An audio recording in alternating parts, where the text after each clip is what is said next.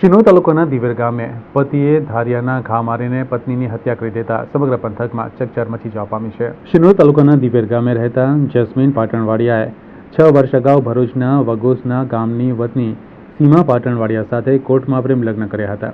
તેઓને સંતાનમાં 2 બાળકો છે. આ દરમિયાન ગતરોજ સાંજના 5:45 વાગ્યાના અરસામાં સીમા પાટણવાડિયા ઘરના વાડામાં પાણી ભરી રહી હતી, જ્યારે તેમની સાસુ ચંપાબેન પાટણવાડિયા ચોરી ફોલી રહ્યા હતા.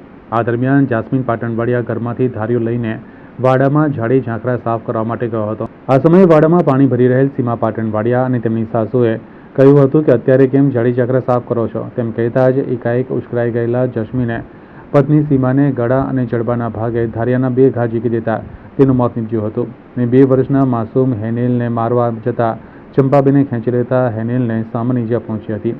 આ બનાવ સંદર્ભે મૃતક સીમા પાટણવાડિયાના ભાઈ મિતેશ પાટણવાડિયાએ હત્યારા જસ્મીન પાટણવાડિયા સામે શિનોર પોલીસ સ્ટેશનમાં ફરિયાદ નોંધાવી છે. જે ફરિયાદના આધારે શિનોર પોલીસે આઈપીસી કલમ 302 અને અધિક જિલ્લા મેજિસ્ટ્રેટના જાહેરનામા ભંગનો ગુનો નોંધી આરોપી જસ્મીન પાટણવાડિયાને ગણતરીના કલાકમાં ઝડપી પાડી કાયદેસરની કાર્યવાહી હાથ ધરી છે.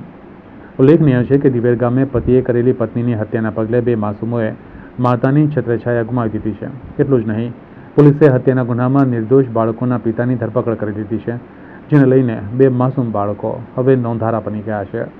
બનાવ મેં ઘરમાંથી ધારીયું લઈને છોકરો નીકળ્યો એટલે મેં એને પૂછ્યું કે બબાલ હબાલ કશું હતું નહીં, એટલે પૂછ્યું કે ધારીયું લઈને કઈ જાય છે, તો કે લાકડો કાપવા જાવ છે વાળાની.